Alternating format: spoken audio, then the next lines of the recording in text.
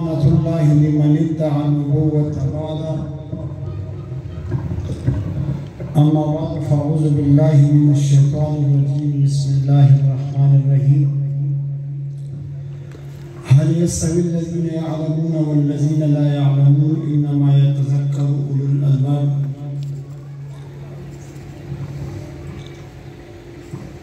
قال النبي صلى الله عليه وسلم: إن الله يرفع بهذا الكتاب أقواما ويضع به آخرين. صدق الله العظيم وصدق رسوله النبي الكريم.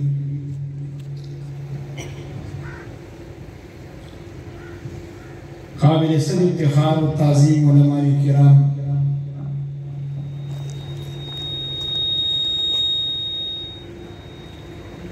اور پدې سټیج باندې تشریف فرما علماء کرام، په پندال کې تشریف فرما علماء کرام او عام مسلمانان ورونو، د ټولو مخکې د ایلې سره وابسته علماء کرام او د طلباء کرامو او چې د دې پروګرام چې کوم منتظمین دي، چا چې د دې پروګرام تابع کړي، هغو د زړه د ګهرایۍ نه شکریه ادا کوم چې داسې پرنور پرنورت او د سعادت نه ډک پروګرام کې موږ ته د شرکت موقع فراهم کړه او موږ دلته رالو. په سټیج باندې تشریف فرما زموږ د مدرسې محترم صاحب دا او ستاسو سره په ډېرو موقعو باندې د هغې ملاقات کېږي. جانا پہچانا شخصیت دی مولانا محمد قاسم صاحب، مولانا زاید صاحب، دیگر علماء کرام دلته تشریف فرما دي او د خپلو زرینو خیالاتو اظهار وکړي. چونکې د دې پروګرام عنوان چې کوم مقرر شوی دی، باید چې په دغه پروګرام په دغه عنوان باندې سم عروضات هغه وړاندې کړی شي چې دا د زبرګې میاشت تېره شوه او دارنګې د شوقدر میاشت ده. په دغه میاشت کې د زبرګې او د شوقدر او دارنګې د رمضان په دغه میاشت کې د پاکستان په کونه کونه کې چې کوم ځای کې جامعات دي او مدرسې دي، د سربندۍ او د فضلا کانفرنس په نوم باندې کانفرنس یو جلسې کېږي. په سوونو او په زرګونو علماء کرام په دغه میاشت کې الله تبارک وتعالی فارغ کوي. علماء کرام تشریف فرما دي چې د داسې قسم تکالیفو مقصد نه د وخت زیاده او نه د پیسې زیاده، بلکې د داسې قسم تکالیفو مقصد یو خو د علماء کرامو چې کوم جدوجہد دی، کوم کوشش دی، کم گران قدر خدمات دی، دا د بعضې خلکو نه دیده دا نسبت پټ کړی شوي دي، ځکه د دې خلاف عالمي استعماري قوتونه، عالمي میډیا، عالمي کفر او زمون ستاسو په وطن کې د عالمي کفر ایجنټان الګیا دي. د علماء کرامو کردار کشي کوي، د هغې کردار مسخ کولو کوشش کوي او په دغه سپینه جامه باندې د داغ لګولو کوشش کوي او معاشرې ته یو باور ورکوي چې دا کوم خلک په دې سپینو جامو کې ګرځي، دا کوم خلک چې د جوبې او د دستار خاوندان دي، دا کوم خلکو چې دا غټې غټې شیروانۍ اچولې دي، دا کوم خلک چې په دې مدرسو کې ناست دي، منبر او محراب یې نیولې، دا د معاشرې د کار خلک نه دي او نه معاشرې ته د دې نه پیدا شته.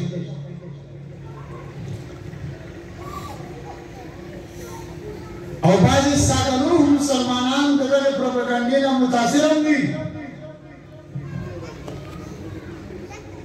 او دا یو مقوله د اردو خلک په باندې دوهل وایي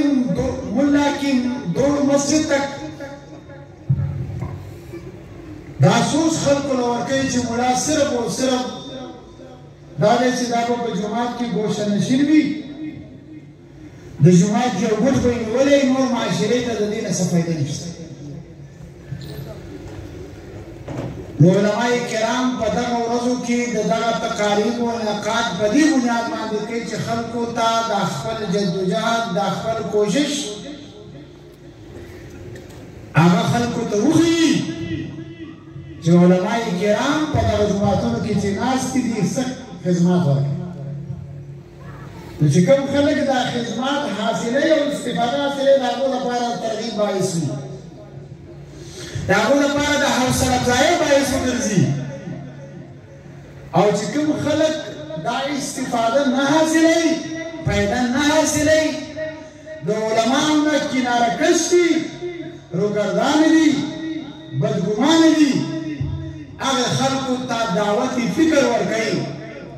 چې تاسو راشئ، دلته راشئ، کښېنئ د دې علماء کرامو سره تلموز حاصل کړئ، شاګردي حاصله کړئ، نو یوازې د علم نه بلکې د علم سره سره الله تبارک وتعالی تاسو د عمل نمونه ورکړي. دې لپاره د داسې تقاریبو انعقاد کړي. زموږ ستاسو تعلق د یو طبقې سره دی چې الله تبارک وتعالی هغه داسې یو طایفه منصوره، داسې یو ټولګی الله تبارک وتعالی ګرځولی دی چې زه دا خبره نه کوم، نه یو مسلمان عالم دا خبره کوي. ته لاړ شه انګلستان ته، هندوستان ته او انګلینډ ته لاړ شه، بنګلادیش ته لاړ شه، ریشا ریاستونو ته لاړ شه، یورپي ممالکو ته لاړ شه او د هغې د مکتبې او لایبررۍ نه کتاب راواخله چې کوم په ایشیا باندې هغو کتابونه لیکلي، په بني صغیر باندې هغو کتابونه لیکلي، د بني صغیر په عروج او زوال باندې کتابونه لیکلي، او بیا ته ګوره چې د بني صغیر په عروج او زوال کې د علماء دیوبند څه کردار دی، څه کړي. مولانا تقی عثماني صاحب دامت برکاتهم الله علیه هغه فرمایي دا دارالعلوم دیوبند یا د دیوبند سره چې وابسته کوم خلک دارالعلوم دیوبند سره ملحق یا د دیوبند مکتب فکر سره پیوست خلک، دا فرقه نه ده چې دا زموږ یو فرقه ده، لکه خلک دا سوچ کوي چې لکه څنګه بریلیان فرقه ده، څنګه زموږ ستاسو ذکریان فرقه ده په دې پاکستان کې اوسېږي، شیعګان یو فرقه ده په پاکستان کې اوسېږي، دا فرقه نه. دیوبند دا د دین یو جامع تعبیر دی،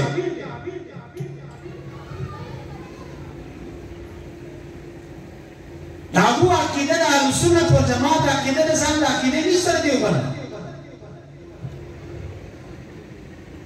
او داسې همه جهت بلند شخصیات الله تبارک و تعالی دارالعلوم دیوبند له ورکړي که یو سړی د دارالعلوم د تبلیغ سره وابسته دی دی د خپل کردار نه د دیوبند یا د دیوبند عالم نفي کولی نشي که یو سړی ډېر ووایي چې زه د تبلیغ سره وابسته یم د دیوبند دی به میواب ته ځي دی به مولانا الیاس خان دهلوي رحمت الله علیه له ځي دی به شیخ زکریا رحمت الله علیه له ځي دی به یوسف ندانوي صاحب رحمت الله علیه له ځي دی به مولانا سعد رحمت الله علیه له ځي دی به د بستی نظام الدین مولانا انعام صاحب رحمت الله علیه له ځي او د دې ټوله تانه بانا د دې تاریخي سرحدات دا دارالعلوم دیوبند سره که یو سړی وایي چې زه جهاد کوم یا په کشمیر کې یا په افغانستان کې یا په فلسطین کې یا څلوېښت کلمه جهاد وکړو په افغانستان کې په دې کې د دارالعلوم دیوبند یا د هغې ابنای دارالعلوم دیوبند د هغې څه کردار نشته په دې کې چې دی ګوري نو دی به ځي امام سندي رحمت الله علیه دی وزیر رشید احمد کنگوی رحمت اللہ علیہ چاچی دا 1857 جنگ آزادی لڑاو کری دی وزیر قاسم نانوتی رحمت اللہ علیہ چاچی دا 1857 جنگ آزادی لڑاو کری دی شاہ اسماعیل شہید رحمت اللہ علیہ لذی دی سید احمد شہید رحمت اللہ علیہ لذی زان بری وزی وکولی نشی که یو سړی وایي چې زه د قرآن و سنت درس ورکوم زه د درس د حلقې سره پیوست یم زما مدرسه ده زه د مدرسې سره پیوست یم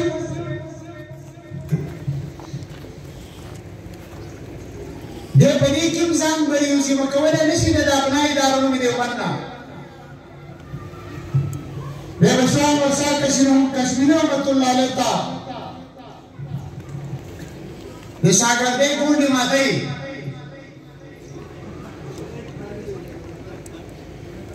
دی به خلیل احمد سهارنپوري رحمت الله علیه ته د شاګردۍ غونډې ماتوي او که یو سړی قرآن سړی وایي چې زه سیاست کول غواړم نو په سیاست کې زموږ امامان زموږ راهرو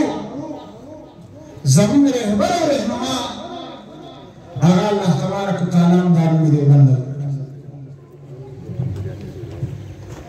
که یو سړی دا سوچ کوي نن علماو کې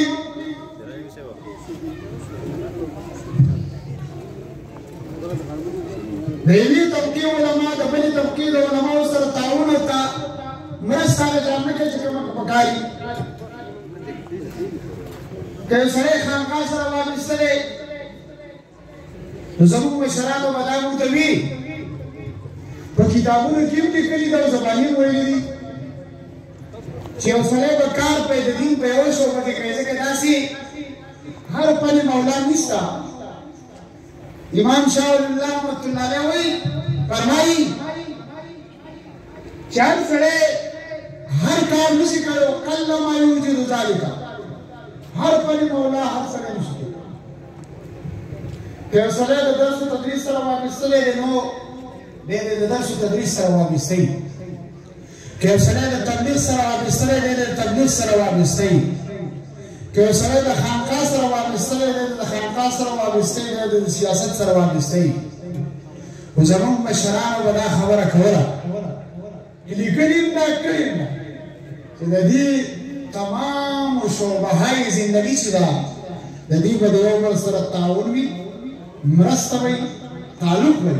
که یو سړی وایي چې زه د جوپې د دستار مالک یم زما خپله خانقاه ده زه صرف د خپل کن او د خپله شیرواني دا زه بچکامه زما د بار د معاشرې سره کار نشته دی د حضرت مولانا اعظمي رحمت الله علیه د فکر سره غداري کوي دا سړی د پیر ذوالفقار د دامت برکات المنالینه د هغه د فکر سره دا سړی غدار دی که یو سړی وایي چې زه صرف د درس و تدریس سره به پیوست یم زما د بلې شعبې سره کار نشته نو د ټول نه لوی درس و تدریس موږ او تاسو چې ګورو د خپل سندونه زموږ ستاسو په ټولو کې عالي سند او چې رسېدلی سند دی هغه حسین احمد مدني رحمت الله علیه ته رسېدلی د هغه نه لوی سند د چا نه و هغه شیخ الهند رحمت الله علیه شاګرد دا ټولې شعبې به د یو بل سره تړي هله به موږ او تاسو مخ په وړاندې روان په بعضې شعبو کې زموږ ستاسو کوتاهۍ روان دي او د هغې کوتاهو په پاداش کې به نن سیکولر قوتونه او لیبرل قوتونه په موږ او تاسو مشرانې کوي په موږ او تاسو به بالادست را روان دي زما د هغه د سازش سره زما مدرسه نه محفوظ کېږي زما خانقاه به دین نه محفوظه زما منبر او محراب به دین نه محفوظ زما مذهبي اقدار به دین نه محفوظ زما د دې علماء کرامو په خدمت اقدس کې دا درخواست دی چې ځان به د ګوتونو یا د یو خاص حجرې پورې د یو خاص ګوټ پورې محدود کوئ نه د میدان علما به ګرځئ چې په میدان کې تاسو ولاړ یې او زنګېږئ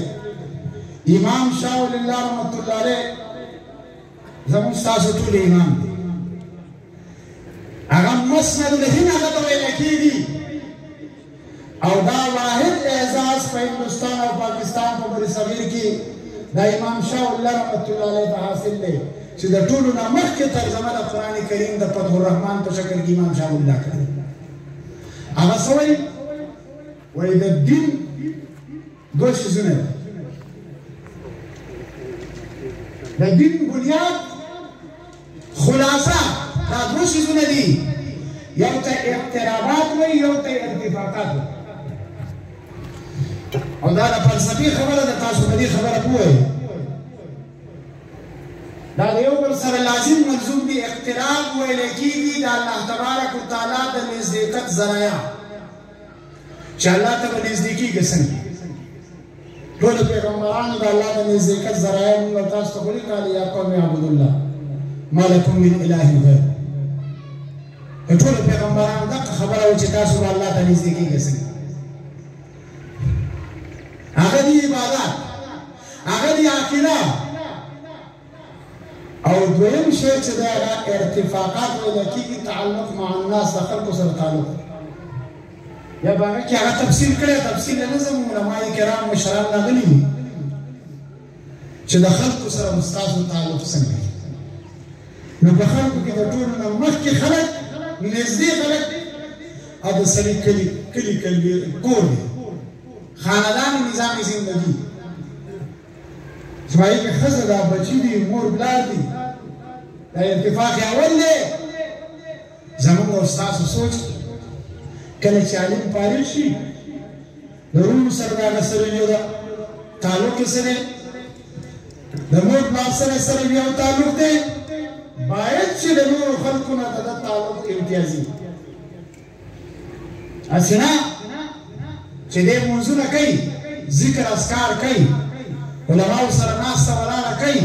خو په کور دننه په چاردیوارۍ دننه په درشل دننه د تعلق د وروڼو سره د مور او پلار سره هغه مثالي دي هغه قابل اعتراض وي درېیمه خبره بیا د کلي کلبېغۍ خبره د اتفاق دومه هغه ورته وایي چې هغې ته معاشرتي ژوند وایي هغه معاشرتي ژوند په هغې کې د خلکو دک درد د هغې احساس او صرف احساس نه وایي سړی وایي زما سره د دک درد احساس شته خو چې کوم احساس ستا په عمل نه راپورته کوي هغه احساس نه دی احساس هغه احساس دی چې د هغه احساس د وروستو ته په عمل راوبراو شي جذبه عملیت په سړي کې پیدا شوی د احساس او که دغه صرف احساس صرف په یو سړي په خبره باندې جړا کول دا خو برادران یوسف علیه السلام زامن ورونو هم جړا کړی یوسف علیه السلام په نشوالي باندې د پلار په مخ هغه د احساس جړا نه وه هغه د مکرې جړا نو د دې مسایلو احساس ادراک چې زما په ګاونډ کې چاته څه مزه ده زما په ګاونډ کې څوک درد والا خلک دی څوک وږی دی څوک تږی دی د چا دشمني ده د چا ناڅاپي ده د دې خبرې احساس موږ او تاسو ولې بګیاتي لیکچر وایو د کلي لوپر شوپر سړی زموږ استاد سره په لیکچر کې ویلي چرسي پوړني سړی لیکچر او زه سره د داستان د جګړې څخه کړلې دا هغې وجه دا ده چې هغه د خلکو دک درد احساس هم کوي او د هغې په دک درد کې شرکت هم کوي هغه خلکو تانک کوي تحصیل کوي اسپتال کوي عذر مبارک کوي او ما او تا دا سوچ دی چې زه به اوس د دغې چرسي دک درد په احساس کوم نه دا معاشره ده د مختلفو خلکو د افرادو په دې کې به چرسي وي په دې کې به پوډرین وي په دې کې به مولان وي په دې کې به میام وي په دې کې به د مضافاتو خلک هم وي د کلي خلک به هم وي روح به هم وي رنځور به دا ټول خلک په معاشره کې وي نبي علیه الصلاة والسلام چې کومې معاشرې ته راغلی و تشریف آوري کړې وه هغه معاشره زموږ ستاسو د معاشرې نه ډېره ناولې وه کوم کردار چې په دې معاشره کې موجود دی دا کردار هلته و نبی علیه الصلاة والسلام دا نه کول چې زه د ګوشه نشین شم زه صرف د ملتزم د هغه دروازه دې زه ونیسم د هغې په پردو پسې دې پرې وشم نه دغه کار یوازې نه دی کړی او دریم زموږ ستاسو ارتباط کې څومره چې ملکي حالات مولانا یونس صاحب دا بیکري موټي چې چالو کړي ده ډېره خوږې خبرې کړې هغه تفصیل سره نه ځم هغه وایي چې یو سړی دعوت ورکوي که نه نو دعوت ورکوونکي شخص دپاره شپږ اووه خبرې لیکلي خو یوه خبرې پکې دا لیکلي چې دی به غافله نه حالات حاضرونه به ځان خبرې ځکه چې ناپوهي نه د خپل په قانون کې دلیل دی او نه د الله تعالی په قانون کې دلیل که الله ته سړی مخامخ کېږي دی وایي چې لا درۍ ته ولا تلی ته چې زه نه پوهېدم دا دلیل نه دی که یو سړی دلته تا د ټریفک سپایي دلته ونیسي او ته وایي چې زه موټرسایکل چلامه ما ته خو د دې ستا د دې قانون پته نشته نو تا په دې باندې معاف کوي نه ناپوهي دا دلیل نه دی چې نه دی دلیل نو ځان به د حالاتو نه خبرې او یوازې خبرول هم نه دي چې صرف خلکو